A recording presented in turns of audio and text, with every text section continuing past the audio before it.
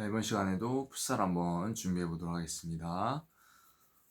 이번 질문은 페널티 에어리어 안에서 직접 프리킥에 해당되는 반칙을 수비수가 범했을 때 어떻게 진행이 되나요? 물어볼 수가 있습니다.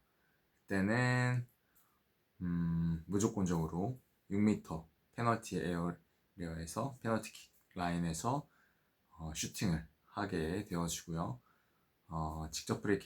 직접 파울에 해당하기 때문에 팀의 누적 파울이 적립됩니다. 그리고 킥인에 있어서 찰 때 규정에 대해 물어볼 수 있습니다. 킥인은 어떻게 차야 됩니까? 디딤발 위치는 공은 요 라인 위에 정확하게 위치가 되어 있어야 되고요. 공을 차는 선수의 디딤발은 라인 위나 바깥쪽에 위치를 해야 합니다. 만약에 라인 안쪽에 디딤발을 두게 되면 킥인 위반 규정이 되어집니다. 그리고 킥인이나 코너킥에서 상대 수비수가 떨어져야 하는 최소 거리는 몇 미터입니까? 물어볼 수 있습니다. 5m입니다. 그래서 축구의 9.15m와는 다른 기준입니다. 그리고 킥인을 했는데 킥인으로 이제 찼는데 아무도 맞지 않고 그 공이 골대로 들어갔다면 상대의 골대로 들어갔다면 어떻게 해야 됩니까? 물어볼 수 있습니다. 그것은 득점으로 인정이 되지가 않습니다. 그리고 상대팀에게 골 클리어런스가 주어집니다. 그리고 만약에 그 킥인한 공이 우리 편 골대로 들어갔다면 그 공은 상대편에게 코너킥으로 주어지게 됩니다. 그리고 골 클리어런스에 대해서 물어볼 수 있는데요. 골 클리어런스로 골키퍼가 손으로 던져서 상대편 골대에 들어갔다면 골로 인정이 됩니까? 물어볼 수 있습니다. 골로 인정이 됩니다. 그리고 골 클리어런스가 무엇입니까? 어떻게 하는 것입니까? 물어볼 수 있습니다. 축구 같은 경우에는 골 라인을 상대편이 공을 차서 골 라인을 넘어가면 바닥에 무조건 놓고 차야 되지만 풋살 같은 경우에서는 페널티 에어리어 안에서 골키퍼가 무조건 손으로 던져야 합니다. 그리고 던져서 차는 것도 안 되고 손으로만 던져서 플레이를 재개를 해야 합니다. 그리고 코너킥을 할 때 공의 위치 기준은 어떻게 됩니까? 물어볼 수가 있습니다. 코너킥을 할 때는 코너에 있는 부채꼴 모양 안에서 차거나 그 부채꼴 선 아니면은 이 구석 맨 꼭지점에서 차야 합니다. 그리고 풋살 경기 중에 이제 선수가 옐로우 카드를 받게 되는 경우는 언제입니까? 물어볼 수 있습니다. 선수는 반스포츠적인 행위를 했을 때 아니면 말이나 행동으로 심판에게 판정에 대해서 항의했을 때. 그리고 세 번째 같은 경우에는 5m 거리, 코너킥이나 킥인에서 5m 이상의 거리를 두는 것을 이제 방해했을 때입니다. 그리고 언제 퇴장이 됩니까? 물어볼 수 있습니다. 경고를 2번 받거나 아니면은 골로 들어가는 것을 손으로 쳐내거나 일부러 그랬을 때 또 퇴장이 되고요. 심한 언어, 상대방이나 심판에게 심한 언어로 이제 모욕감을 주었을 때, 그리고 심한 반칙 이런 상황입니다. 그리고 폭력을 사용하면 무조건 반칙입니다. 무조건 퇴장입니다. 그리고 풋살의 2분 퇴장 규정에 대해 물어볼 수 있습니다. 어떠한 선수가 퇴장을 당하면 2분 동안은 숫자가 부족한 상태로 플레이를 해야 합니다. 그리고 2분이 지났을 때 타임키퍼의 허락 하에 다른 선수가 경기장 안으로 들어와서 경기를 재개할 수 있습니다. 그리고 2분이 퇴장이 당한 상황, 숫자적인 열세, 이러면 4대5로 플레이하고 있는데 이제 5명인 팀이 골을 넣으면은 어떻게 됩니까? 물어볼 수 있습니다. 그때는 뭐 2분이 다 채워지지 않아도 퇴장당한 선수의 자리를 다른 선수가 메꿀 수가 있습니다. 하지만 인원이 예를 들면 4대4에서 골을 넣었다. 그랬을 때는 2분을 꼭 채워야 되고요. 숫자가 적은 팀이, 예를 들면 이제 4명인 팀이 골을 넣었다. 5명인 팀 상대로. 그러면은 2분을 꼭 채워야 합니다. 그리고 토너먼트에서 이제 경기를 끝냈는데 무승부로 끝났다. 이랬을 때 연장전 규정에 대해 물어볼 수 있습니다. 연장전은 전후반 3분씩이 될 수가 있고요. 아니면 5분씩 전후반이 될 수도 있습니다. 연장전 사이에는 쉬는 시간이 없고요. 진영만 바꿔서 플레이를 바로 합니다. 그리고 연장전까지 끝났는데 그래도 승부가 안 난다. 어떻게 해야 됩니까? 물어볼 수 있습니다. 그때는 이제 팀에 5명이 한 명씩 6m 페널티 라인에서 슈팅을 하게 되었습니다. 그래서 많이 넣은 팀이 승리를 하게 되고요. 만약에 5명이 찼는데 똑같이 골을 넣은 점수가 똑같다.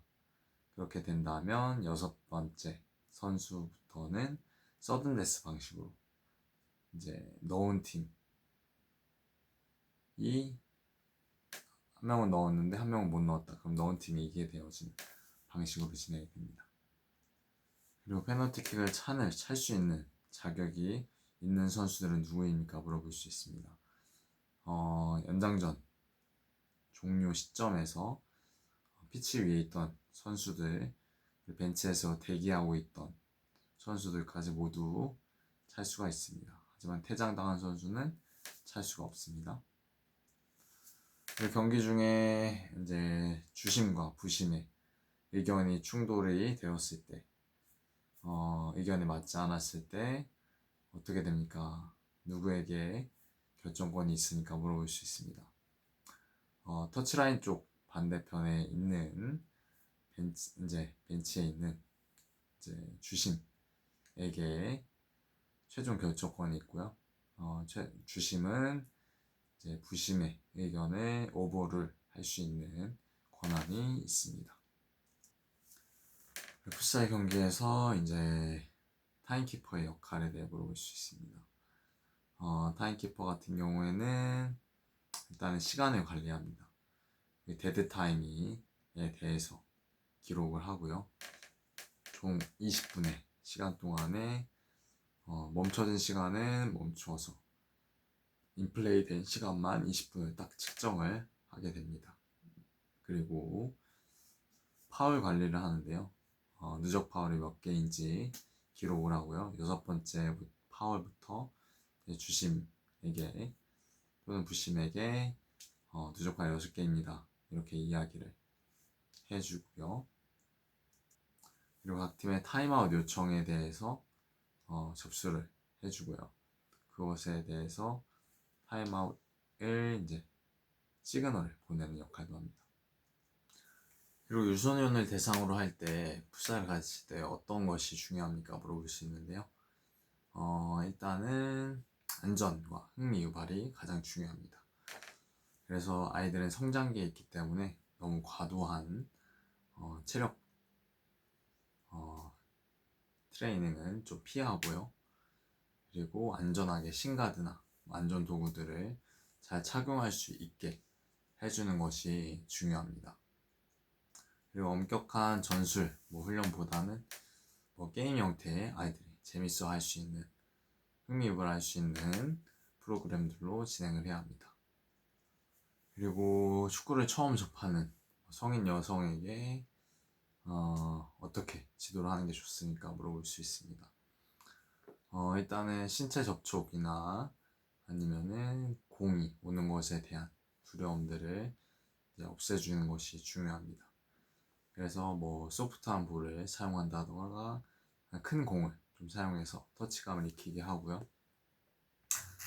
그리고 너무나 어려운 것들보다는 패스나 캐치, 트래핑이나 아니면은 공을 받는 연습, 이런 것들을 통해서 자신감을 심어주는 것이 중요하고요.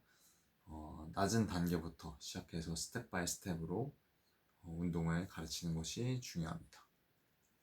노인을 가르칠 때는 어떻게 해야 됩니까? 물어볼 수 있습니다. 노인분들의 신체적 특징은 이제 골밀도도 낮고 평형 감각 이런 것들이 많이 떨어져 있는 상태이기 때문에 실제적인 뛰는 시합은 좀 자제를 해주는 게 좋고요. 워킹, 축구, 워킹 풋살, 걸어가면서 하는 것들은 추천이 되어집니다. 그리고 슈팅으로 표정 맞추기, 아니면 제자리에서 패스하기, 이런 저강도 유산소성 운동으로 구성해주면 좋습니다. 그리고 쿨다운과 워밍업들을 일반적인 성인보다 더 많이 해주는 것이 좋습니다. 그리고 과체중이나 기초적이 많이 떨어져 있는 사람에게 트레이닝 할 때 어떻게 합니까? 물어볼 수 있습니다. 그런 분들은 쉬는 시간에 많이 주는 것이 좋고요. 경기 시간도 20분을 다 채우는 것이 아니라 5분, 10분 짧게 하는 것이 중요하고요. 그리고 잦은 교체를 통해서 심폐에 무리가 가지 않게, 관절에 무리가 가지 않게 해주는 것이 중요합니다. 그래서 발목이나 관절에 최대한 무리가 덜 가게 운동을 시켜주는 것이 중요합니다.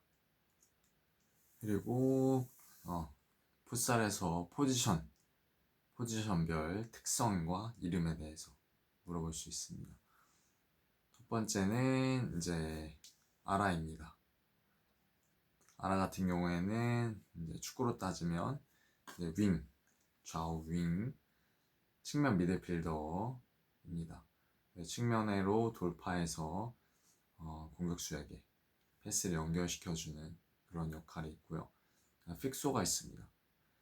픽소 같은 경우에는 최후방 수비수입니다. 그래서 센터백과 같은 역할을 합니다. 그래서 진두지휘하는 역할을 픽소가 맡게 되어집니다. 피보가 있는데요. 피보는 최전방 스트라이커라고 볼 수가 있습니다. 전방에서 골 득점에 많은 영향을 미치는 포지션이고요. 마지막으로 골레이가 있습니다. 골레이로는 골키퍼입니다. 그래서 손으로 패스할 수 있는 능력, 그리고 골을 막을 수 있는 이런 능력들, 이 능력들이 중요합니다. 그리고 풋살에서 대표적인 세 가지 포메이션을 물어볼 수 있습니다. 2대2 포메이션이 있고요. 2-2, 그 다음에 3-1 포메이션 있고요. 그 다음에 4-0 포메이션이 있습니다. 그리고 3-1 포메이션의 장단점에 대해 물어볼 수 있습니다. 3-1 포메이션은 이제 균형 잡힌 수비가 장점이고요. 그리고 등지는 플레이를 하기에 좋습니다. 하지만 단점 같은 경우에는 수비수, 픽소가 오버래핑 했을 때 배우 공간이 노출될 수 있다는 점이 있고요. 피보에 대한 의존도가 좀 높은 편입니다. 그래서 피보의 컨디션에 따라서, 능력에 따라서 많이 영향을 받을 수 있는 포메이션입니다. 그리고 2대2 포메이션의 장단점에 대해 물어볼 수 있습니다. 이해하기 쉬운 포메이션이고요. 그래서 초보자들에게 쓰기 좋은, 교육하기 좋은 포메이션입니다. 그리고 공격과 수비의 균형이 좋다는 점이 있습니다. 하지만 전방 압박을 받았을 경우에는 후방에 조금 불안한 느낌이 있을 수 있습니다. 그래서 사형 포메이션에 물어볼 수 있습니다. 사형 포메이션 같은 경우에는 특별한 위치 정하는 것 없이 4명이 1렬이나 완만한 곡선으로 움직이는 플레이인데요. 일단은 단점 같은 경우에는 체력이 많이 요구가 되고요. 그리고 팀 호흡이 상당히 중요합니다. 장점은 상대방의 맨투맨 수비를 흔들어서 공간 창출을 할 수가 있다는 것입니다. 그래서 배후 공간에 침투하기 좋은 포지션입니다. 풋살에서 파워플레이란 무엇입니까? 물어볼 수 있습니다. 골키퍼를 필드 플레이어로 바꿔서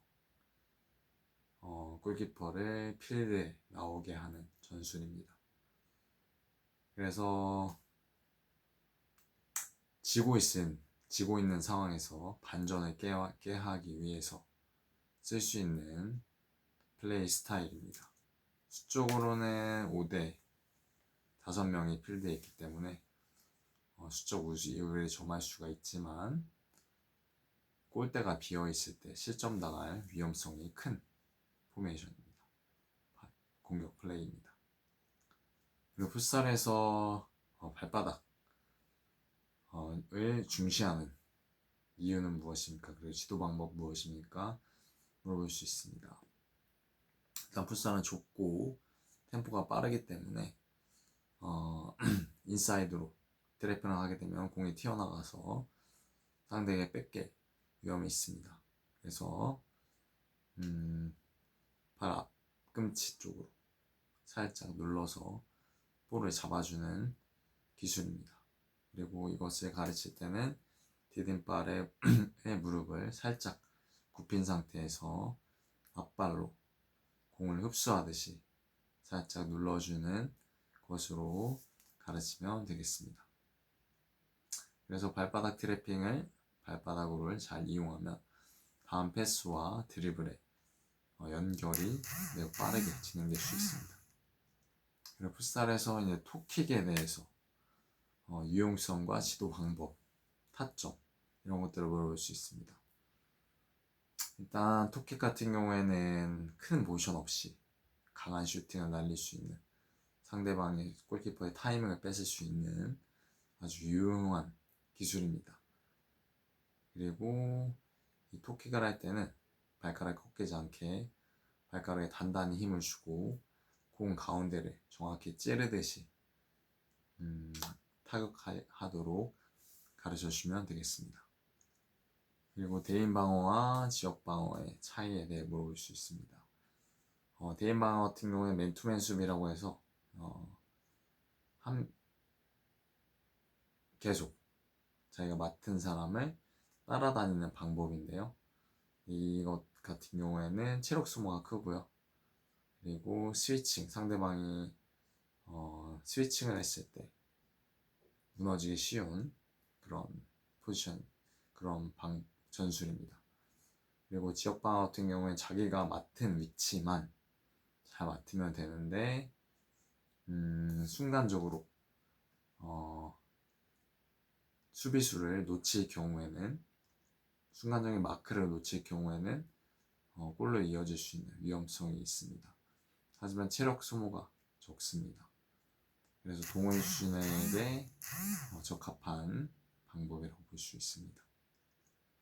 그리고 킥인 상황을 활용한 세트피스 전술의 예를 한번 들어보세요. 물어볼 수 있습니다. 그것은 가장 효과적인 것은 패스앤고입니다. 킥인을 하는 선수가 측면에 있는 아라에게 공을 빠르게 패스를 하고요. 패스를 준 선수는 수비 뒷공간으로 빠르게 달려 들어가 갑니다. 이때 아라는 들어가는 선수에게 패스를 찔러주고, 패스를 받은 킥인을 했던 선수는 슈팅으로 마무리를 하게 되어집니다. 그리고 경기 도중에 심판에게 강하게 항의하는 선수가 있다면 어떻게 하시겠습니까? 물어볼 수 있습니다. 이때는 지도자로서 먼저 항의하는 선수를 벤치로 불러들이고 흥분을 가라앉히는 것이 중요하고요. 그리고 이렇게 흥분을 하게 되면 팀 전체의 분위기를 해치고 또 수적 열세에 처할 수 있다는 것을 인지를 시켜줍니다.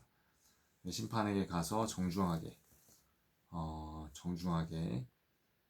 사과를 드리고 제가 잘 안내하겠다고 말씀을 드리고 선수를 보호하는 것이 중요합니다. 그리고 경기를 하는데 실력이 뛰어난 선수들만 플레이가 되어지고 실력이 부족한 선수들은 소외될 때 어떻게 하시겠습니까? 물어볼 수 있습니다. 이럴 경우에는 실력이 뛰어난 선수들은 주발이 아닌 약한 발로만 사용을 하게 한다든가, 모든 선수가 터치를 마친 후에야 슈팅이 가능하다는 룰 같은 것을 만들거나, 잘하는 선수에게 이제 약한, 잘 못하는 선수들을 지도하고 팁을 주게 함으로써, 동료를 돕는 역할을 부여함으로써 팀 워크를 더 다지겠습니다. 그리고 풋살 훈련 전에 워밍업은 어떻게 하는 게 좋습니까? 물어볼 수 있습니다. 정적 스트레칭보다는 이제 동적 스트레칭이나 하이킥이나 사이드 스텝 이런 것들을 통해서 관절의 가동 범위를 늘려주고 몸에 열을 내줍니다. 그리고 가벼운 패스 동작 같은 것들로 신경계를 활성해주는 방법이 있습니다. 그리고 쿨다운 운동에 어떻게 하는 것인지, 그리고 중요성은 무엇인지 물어볼 수 있습니다. 쿨다운 운동 같은 경우에는 가벼운 조깅이나 걷기 등으로 심박수를 낮춰주고요. 정적인 스트레칭으로 젖산이 쌓이는 것을 방지할 수가 있습니다. 그리고 많이 사용한 특히 하체의 스트레칭이 매우 중요합니다.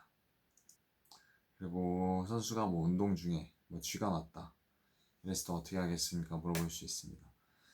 일단은 이제 안전한 곳에 눕혀서 발끝을 다리를 펴게 하고 발끝을 눌러서 들어줍니다.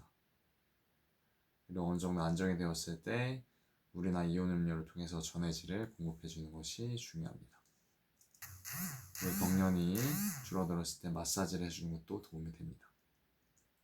그리고 선수가 코피를 낼 때 어떻게 대처해야 됩니까? 물어볼 수 있습니다. 코피가 났을 경우에는 뒤로 젖히면 질식이 갈 수가 있기 때문에 고개를 약간 앞으로 하게 한 이후에 콧방울을 약간 지압을 해주고 얼음찜질도 지혈을 하는 데 도움을 줄 수가 있습니다. 코로 숨쉬기보다는 입으로 숨을 쉴 수 있도록 유도해 주는 것이 좋습니다. 그리고 경기 도중 선수가 쓰러져서 의식을 잃었을 때 어떻게 해야 됩니까? 물어볼 수 있습니다. 그럴 때는 주변의 안전을 먼저 확인을 하고 119 신고를 주변인들에게 부탁을 합니다. 그리고 AED, 심장 자동 충격기가 있다면 그것을 요청을 하고요. 의식이 있는지 확인을 합니다. 의식이 만약 없다면 심폐소생술을 시행하여, 그리고 이제 실내 풋살장에서 경기를 할 때 체크해야 할 중요 사항에 대해 물어볼 수 있습니다. 마룻바닥이 될 수도 있고 인조잔디가 될 수도 있는데요. 일단은 바닥의 상태를 확인합니다. 낙상사고를 유발할 수 있는 곳이 있는지, 어떤 것이 패이거나 미끄러운 부분들이 있는지, 그리고 주변에 있는 적재물들이 의자나 데스크나 이런 것들이 부딪힐 만한 것들이 있는지 확인을 하고요. 그리고 골대가 단단히 고정되어 있는지 잘 확인합니다. 그리고 풋살에서는 빈번하게 햄스트링 부상이 있는데요. 이것에 대해서 조언을 해줄 수 있는 경우가 있는데 어떻게 해야 합니까? 물어볼 수 있습니다. 갑작스러운 스프린트나 정지할 때 햄스트링 부상이 있을 수 있는데요. 이럴 때는 평상시에 데드리프트나 런지 같은 것을 통해서 햄스트링 강화 운동을 해주면 좋습니다. 그리고 운동 전에는 항상 동적 스트레칭을 통해서 몸의 온도를 높여주고, 그리고 근육의 길이를 늘려주는 것이 중요합니다.